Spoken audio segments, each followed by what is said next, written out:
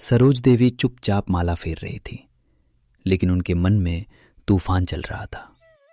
कुछ पल की खामोशी के बाद धर्मपाल ने गहरी सांस ली। अम्मा, अब बात टालने से कुछ नहीं होगा। राघव को गए पूरा 1 साल हो गया।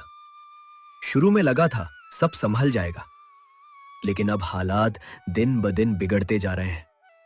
धर्मपाल ने अपने माथे का पसीना पोंछा और धीमे से चारपाई पर आगे झुक गया।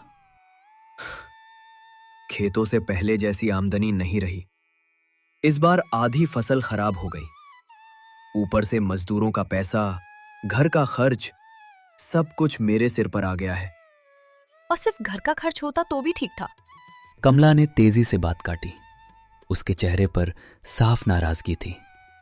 कविता और उसकी बेटी का पूरा खर्च भी तो हम ही उठा रहे हैं। आर्या अब छोटी बच्ची नहीं रही।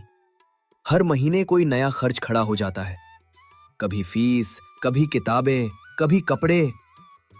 सच कहूं अम्मा, अब मुझसे नहीं हो पा रहा। सरोज देवी ने धीरे से माला रोक दी। उनके चेहरे पर बेचैनी उतर आई। लेकिन बहू है वो इस घर की। कमला हल्का सा हंसी और तिरस्कार से सिर हिलाने लगी। अम्मा, बहू तब तक थी जब तक राघव जिंदा था। अब तो बस हमारे सिर पर बोझ बनकर रह गई है। कमरे में अचानक सन्नाटा छा गया। बाहर हवा के साथ खिड़की हल्के हल्के हिल रही थी। धर्मपाल ने धीरे से सरोज देवी की तरफ देखा। गांव वाले भी बातें बनाने लगे हैं अम्मा। सब कहते हैं कि हम कब तक उन्हें पालते रहेंगे। लेकिन वो जाएगी कहाँ? हम उन्हें घर से निकाल थोड़ी रहे हैं। कमला धीरे धीरे सरोज देवी के पास जाकर बैठ गई। पीछे जो पुरानी झोपड़ी है ना, वही उनके रहने के लिए ठीक रहेगी। हाँ अम्मा, सिर छुपाने की जगह तो मिल ही जाएगी उन्हें, और घर का खर्च भी अलग हो जाएगा। सरोज देवी की आंखों के सामने अचानक अपने छोटे बेटे राघव का चेहरा घूम गया। अम्मा, भावनाओं से घर नहीं चलता। पेट पालने के लिए पैसे चाहिए।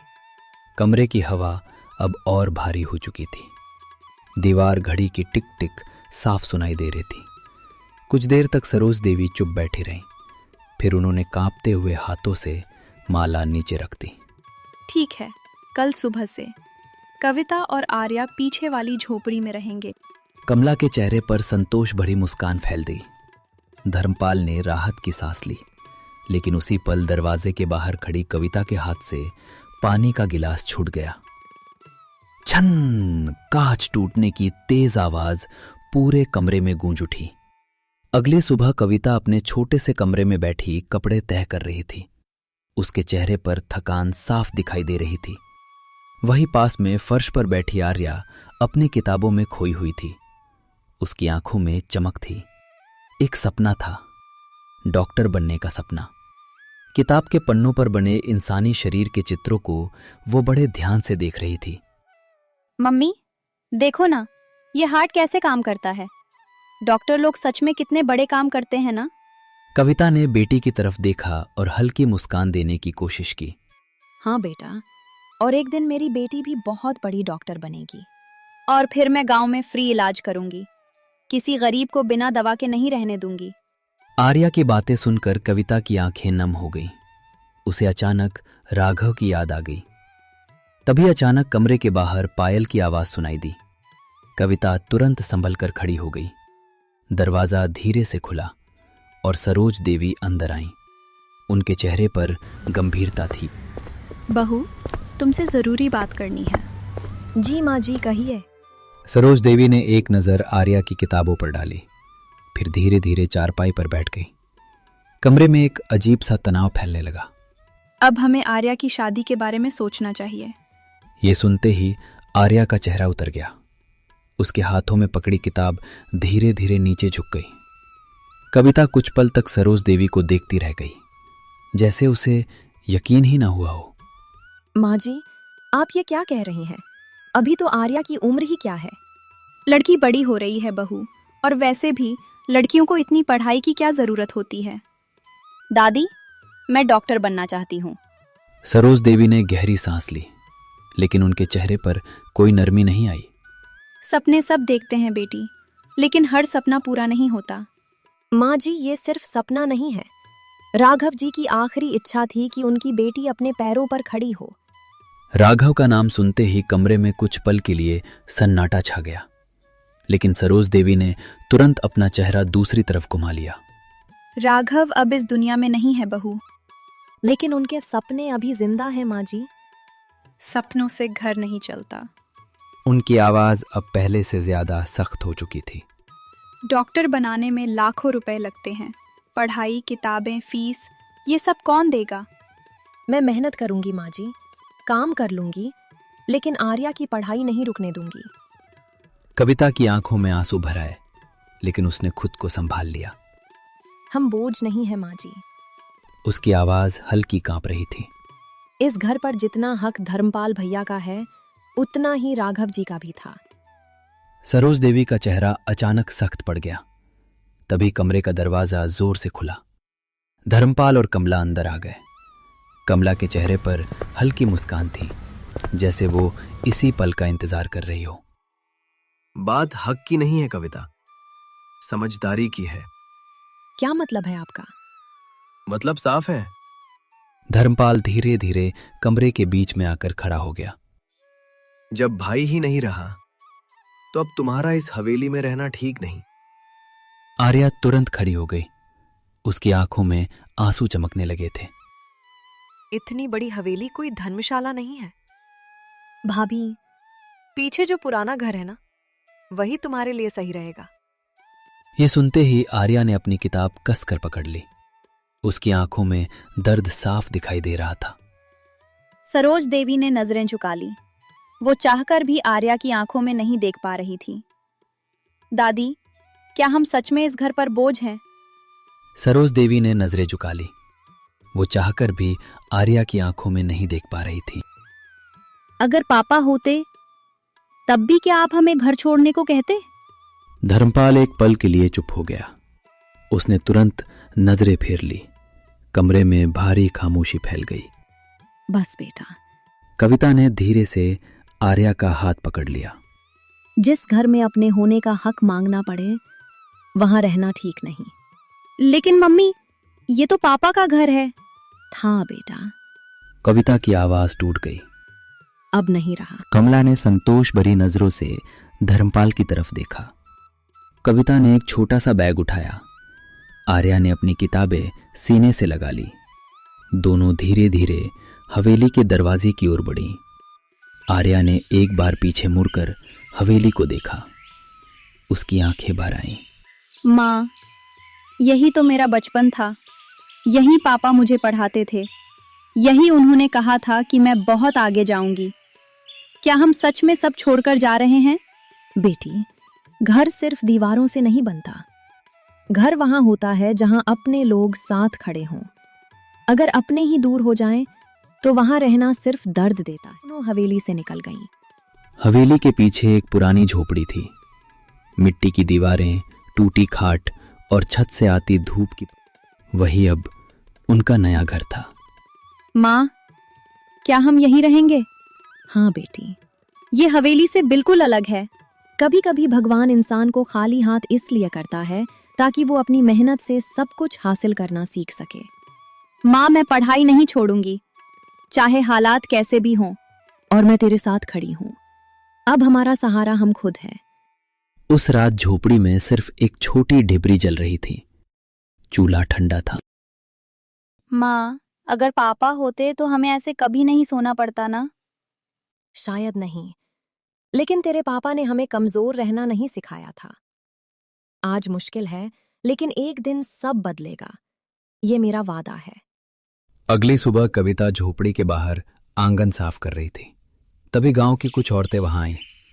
अरे कविता, तू यहाँ क्या कर रही है? कल तक तो तू हवेली की बहू थी। अब यहीं रह रहे हैं दीदी। सच कहें तो हमें सब समझ आता था। राघव के रहते सब ठीक था। उनके जाने के बाद घर बदल गया। तू अकेली नहीं है कविता, पूरा गांव तेरे साथ है। कविता की आंखें नम हो गईं। इतने दिनों बाद उसे पहली बार अपनापन महसूस। एक दिन आम के पेड़ के नीचे आर्या अपनी सहेली पूजा के साथ बैठी थी।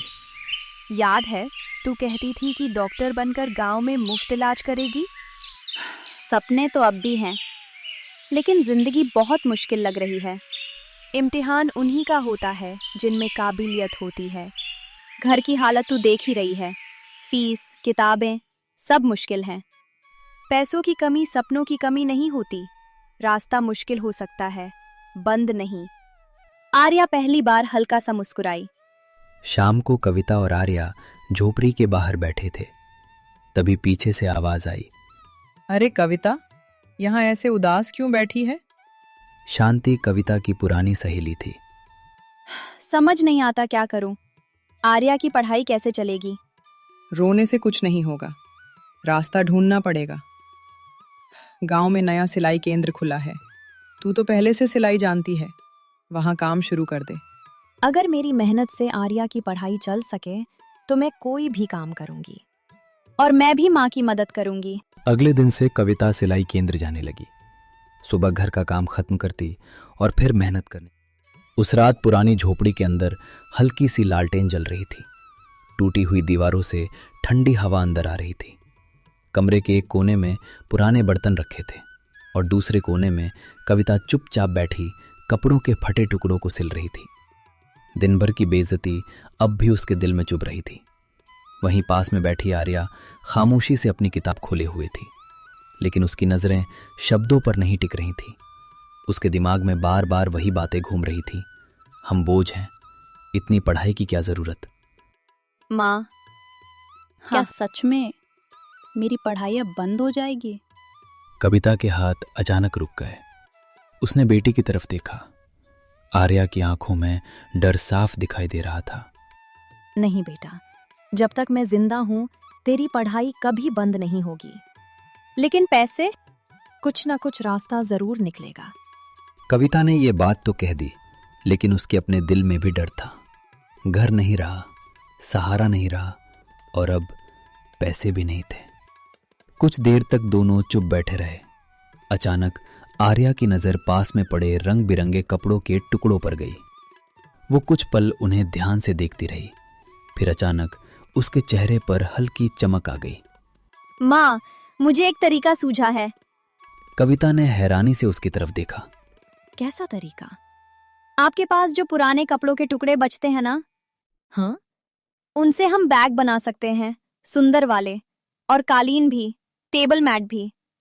कविता कुछ पल तक उसे देखती रह गई, जैसे उसे यकीन ही न हुआ हो कि छोटी सी आर्या इतनी बड़ी बात सोच सकती है। लेकिन बेटा, ये सब कौन खरीदेगा? क्यों नहीं खरीदेंगे? आर्या अब पूरी तरह उत्साहित हो चुकी थी। वो जल्दी से उठी और पास पड़े कपड़ों के टुकड़े हाथ में लेने लगी। देखो माँ, ये लाल वाला कपड़ा कितना सुंदर है। अगर इसके ऊपर फूल बना देना तो बैग बहुत अच्छा लगेगा। और ये जो पुराने सूती कपड़े हैं, उनसे हम टेबल मैट बना सकते हैं। तुझे ये सब कैसे पता? स्कूल में हमारी मैडम बताती थी कि हाथ से बनी चीजें लोग बहुत पसंद करते हैं। शहरों में तो लोग महंगी महंगी चीजें खरीदते हैं। कविता की आंखों में धीरे धीरे उम्मीद लौटने लगी। लेकिन हमें शुरू कैसे करना होगा? पहले कुछ सामान बनाएंगे, फिर हाट में बेचेंगे। अगर किसी ने नहीं खरीदा तो हम हार नहीं मानेंगे। आर्या की आवाज में अजीब सा आत्मविश्वास था। पापा कहते थे ना, कोशिश करने वालों की कभी हार नहीं होती। राघव का नाम सुनते ही कविता की आंखें नम हो गईं। उसे अपने पति की मुस्कुराती हुई शक्ल याद आ गई। तेरे पापा को तुझ पर बहुत गर्व होता बेटा। एक दिन सबको मुझ पर गर्व होगा माँ। कविता ने तुरंत आर्या को गले से लगा लिया। दोनों की आंखों में आंसू थे, लेकिन इस बार उन आंसुओं में दर्द से ज्यादा उम्मीद थी। तू सच में बहुत समझदार हो गई है। अब मुझे जल्दी बड़ा होना पड़ेगा माँ। झोपड़ी छोटी थी, हालात मुश्किल थे, लेकिन उस रात पहली बार दोनों को लगा कि शायद जिंदगी अभी पूरी तरह हारी नहीं है। लालटेन की छोटी सी लौ अब पहले से ज्यादा चमक रही थी, जैसे अंधेरे के बीच उम्मीद जन्म ले चुकी हो।